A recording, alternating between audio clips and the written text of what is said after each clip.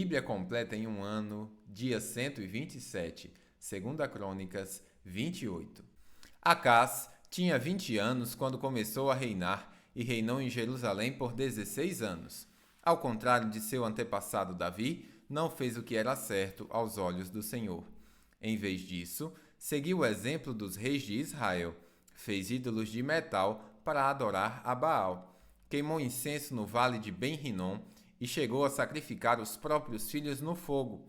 Desse modo, seguiu as práticas detestáveis das nações que o Senhor havia expulsado da terra diante dos israelitas. Ofereceu sacrifícios e queimou incenso nos santuários idólatras, nos montes e debaixo de toda árvore verdejante. Por isso, o Senhor seu Deus entregou Acás nas mãos do rei da Síria, que o derrotou e levou muitos de seu povo para o exílio em Damasco. Também o entregou nas mãos do rei de Israel, que derrotou Acás e matou muitos de seus soldados. Em um só dia, Peca, filho de Remalias, matou 120.000 soldados de Judá, todos guerreiros experientes, pois haviam abandonado o Senhor, o Deus de seus antepassados. Então Zicri, um guerreiro de Efraim, matou Maaseias, filho do rei Azricão, oficial encarregado do palácio do rei, e Eucana, o segundo no comando depois do rei. Os soldados de Israel capturaram 200.000 mulheres e crianças de Judá e tomaram enormes quantidades de despojos que levaram para Samaria. Oded, profeta do Senhor, estava em Samaria quando o exército de Israel voltou, saiu ao encontro deles e lhes disse: O Senhor, o Deus de seus antepassados, estava irado com Judá e o entregou em suas mãos, mas vocês foram longe demais e os mataram com fúria, que chegou até os céus. Agora pretendem escravizar esse povo de Judá e de Jerusalém? E quanto a seus próprios pecados contra o Senhor seu Deus? Ouçam-me e mandem de volta esses prisioneiros que vocês capturaram, pois são seus parentes. Tenham cuidado, pois a ira ardente do Senhor se voltou contra vocês. Então, alguns dos líderes de Israel, Azarias, filho de Joanã, Berequias, filho de Melisalmete, Jeisquias, filho de Salum, e Amasa, filho de Hadlai, confrontaram os homens que voltaram da batalha. Não tragam os prisioneiros para cá, disseram. Se o fizerem, aumentaremos nossos pecados e nossa culpa diante do Senhor. Nossa culpa já é grande, e a ira ardente do Senhor se voltou contra Israel. Então, os guerreiros libertaram os prisioneiros e colocaram os despojos diante dos líderes do povo. Os 4 homens já mencionados por nome vieram à frente e deram roupas dos despojos aos presos que estavam nus. Vestiram-nos e deram-lhes sandálias. Providenciaram comida e bebida para eles e aplicaram bálsamo sobre seus ferimentos.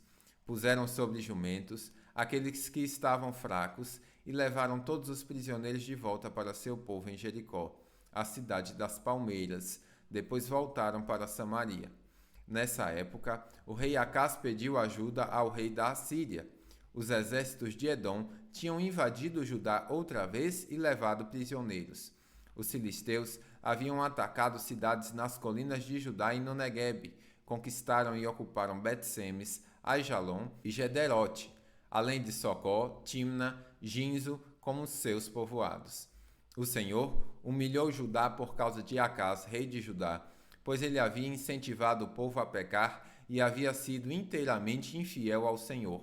Quando Tiglat-Pileser, rei da Síria, chegou, atacou Acás em vez de ajudá-lo. Acás tomou objetos de valor do templo do Senhor, do palácio real e das casas de seus oficiais e os entregou ao rei da Síria como tributo, mas de nada adiantou. Mesmo nesse tempo de grande dificuldade, o rei Acás ainda foi mais infiel ao Senhor. Ofereceu sacrifícios aos deuses de Damasco, que o haviam derrotado, pois disse: Visto que esses deuses ajudaram o rei da Síria, também me ajudarão se eu lhe oferecer sacrifícios. Em vez disso, porém, eles foram a causa de sua ruína e da ruína de todo o Judá. Acás pegou os utensílios do templo de Deus e os despedaçou, trancou as portas do templo do Senhor para que ninguém pudesse adorar ali, e fez altares idólatras em cada esquina de Jerusalém. Colocou santuários idólatras em todas as cidades de Judá para queimar incenso a outros deuses. Com isso, provocou a ira do Senhor, o Deus de seus antepassados. Os demais acontecimentos do reinado de Acás e tudo o que ele fez, do início ao fim, estão registrados no livro dos reis de Judá e de Israel. Quando Acás morreu, se reuniu a seus antepassados e foi sepultado em Jerusalém, mas não no cemitério dos reis. Seu filho Ezequias foi seu sucessor. 2 Crônicas 29. Ezequias tinha 21 anos quando começou a reinar e reinou em Jerusalém por 29 anos. Sua mãe se chamava Abia e era filha de Zacarias. Fez o que era certo aos olhos do Senhor, como seu antepassado Davi. Logo no primeiro ano de seu reinado, Ezequias reabriu a porta do templo do Senhor e as consertou. Mandou chamar os sacerdotes e os levitas para se encontrarem com ele na praça do lado oeste do templo. Ouçam-me, levitas, disse ele, purifiquem-se e purifiquem o templo do Senhor, o Deus de seus antepassados. Removam do santuário todos os objetos impuros. Nossos antepassados foram infiéis e fizeram o que era mal aos olhos do Senhor, nosso Deus. Abandonaram o Senhor e seu lugar de habitação, deram as costas para ele. Também fecharam as portas da sala de entrada do templo e apagaram as lâmpadas. Deixaram de queimar incenso e de apresentar holocaustos no santuário do Deus de Israel. Por isso, a ira do Senhor veio sobre Judá e sobre Jerusalém. Ele fez deles objeto de espanto, horror e zombaria, como vocês veem com os próprios olhos. Por causa disso, nossos pais foram mortos pela espada, e nossos filhos, filhas e esposas foram capturados. Agora, porém, farei uma aliança com o Senhor, o Deus de Israel, para que sua ira ardente se afaste de nós. Meus filhos, não sejam mais negligentes quanto a seus deveres. O Senhor os escolheu para estarem diante dele, para o servirem, para dirigirem o povo no culto e para lhe queimarem incenso. Os levitas começaram a trabalhar de imediato. Foram do clã de Coate, Maate, filho de Amassai, e Joel, filho de Azarias. Do clã de Merari, Quis, filho de Abdi, e Azarias, filho de Gelelelel. Do clã de Gerson, Joá, filho de Zimá, e Éden, filho de Joá.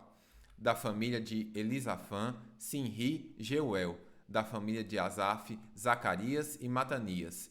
Da família de Remã, Jeuel e Simei. Da família de Gedutum, Semaías e Uziel. Esses homens reuniram seus parentes levitas e todos se purificaram. Em seguida, começaram a purificar o templo do Senhor, obedecendo às ordens do rei, de acordo com as instruções do Senhor. Os sacerdotes foram até o interior do templo para purificá-lo e trouxeram para fora, ao pátio do templo, todas as coisas impuras que encontraram. Os levitas as levaram dali para o vale de Cedron. Começaram o trabalho no primeiro dia do primeiro mês e, em 8 dias, haviam chegado à sala de entrada do templo do Senhor. Depois, levaram 8 dias para purificar o templo do Senhor, de modo que todo o trabalho foi completado em 16 dias. Então os levitas foram ao rei Ezequias e lhe relataram: purificamos todo o templo do Senhor, o altar de holocaustos com todos os seus utensílios e a mesa dos pães da presença, com todos os seus utensílios. Recuperamos todos os objetos que o rei Acás jogou fora quando foi infiel e fechou o templo. Agora estão diante do altar do Senhor, purificados e prontos para uso. Logo cedo, na manhã seguinte, o rei Ezequias reuniu os líderes da cidade e subiu ao templo do Senhor. Trouxeram 7 novilhos, 7 carneiros e 7 cordeiros como holocausto, e 7 bodes como oferta pelo pecado em favor do reino, do templo e de Judá. O rei ordenou que os sacerdotes, descendentes de Arão, sacrificassem os animais no altar do Senhor. Os sacerdotes abateram os novilhos, pegaram o sangue e os aspergiram no altar. Em seguida, abateram os carneiros e aspergiram o sangue sobre o altar. Por fim, fizeram o mesmo com os cordeiros. Os bodes para a oferta pelo pecado foram levados para diante do rei e da comunidade, que impuseram as mãos sobre eles. Depois disso, os sacerdotes abateram os bodes como oferta pelo pecado e aspergiram o sangue sobre o altar para fazer expiação pelos pecados de todo Israel. O rei havia ordenado que o holocausto e a oferta pelo pecado fossem apresentados em favor de todo Israel. O rei Ezequias colocou os levitas no templo do Senhor com símbolos, harpas e liras. Ele obedeceu a todas as instruções que o Senhor tinha dado ao rei Davi por meio de Gade, o vidente do rei, e por meio do profeta Natã. Os levitas tomaram seus lugares com os instrumentos musicais de Davi, e os sacerdotes tomaram seus lugares com as trombetas. Ezequias ordenou que o holocausto fosse oferecido sobre o altar. Enquanto o sacrifício era oferecido, tiveram início os cânticos de louvor ao Senhor, acompanhados das trombetas e dos outros instrumentos musicais de Davi, rei de Israel. Toda a comunidade adorou ao som dos cânticos dos músicos e do toque das trombetas até que terminaram todos os holocaustos. Em seguida, o rei e todos ali presentes se prostraram em adoração. O rei Ezequias e os seus oficiais ordenaram aos levitas que louvassem o Senhor com os cânticos escritos por Davi e pelo vidente Asaf. Eles o louvaram com alegria e se prostraram em adoração. Então Ezequias declarou: Agora que vocês se consagraram ao Senhor, tragam seus sacrifícios e ofertas de gratidão ao templo do Senhor. E a comunidade trouxe sacrifícios e ofertas de gratidão, e alguns, voluntariamente, também trouxeram holocaustos. No total, a comunidade ofereceu ao Senhor 70 novilhos, 100 carneiros e 200 cordeiros como holocausto. Também trouxeram 600 bois e 300.000 ovelhas como ofertas consagradas. Não havia, porém, sacerdotes em número suficiente para preparar todos os holocaustos. Então, seus parentes os levitas os ajudaram até que o trabalho fosse cumprido e mais sacerdotes fossem purificados, pois os levitas haviam respondido mais depressa que os sacerdotes à ordem para que se purificassem. Houve grande quantidade de holocaustos, além das ofertas derramadas que os acompanhavam e da gordura das muitas ofertas de paz. Assim, o templo do Senhor foi restaurado para o culto. Ezequias e todo o povo se alegraram com o que Deus havia feito pelo povo, pois tudo foi realizado sem demora. 2 Crônicas 30. O rei Ezequias enviou uma mensagem a todo o Israel e Judá, e escreveu cartas para todo o povo de Efraim e Manassés. Convidou todos a virem ao templo do Senhor em Jerusalém para celebrar a Páscoa do Senhor, o Deus de Israel. O rei, seus oficiais e toda a comunidade de Jerusalém decidiram celebrar a Páscoa, um mês depois da data estabelecida. Não conseguiram celebrá-la na data prescrita, porque não havia como purificar sacerdotes em número suficiente até esse dia, e o povo ainda não tinha se reunido em Jerusalém.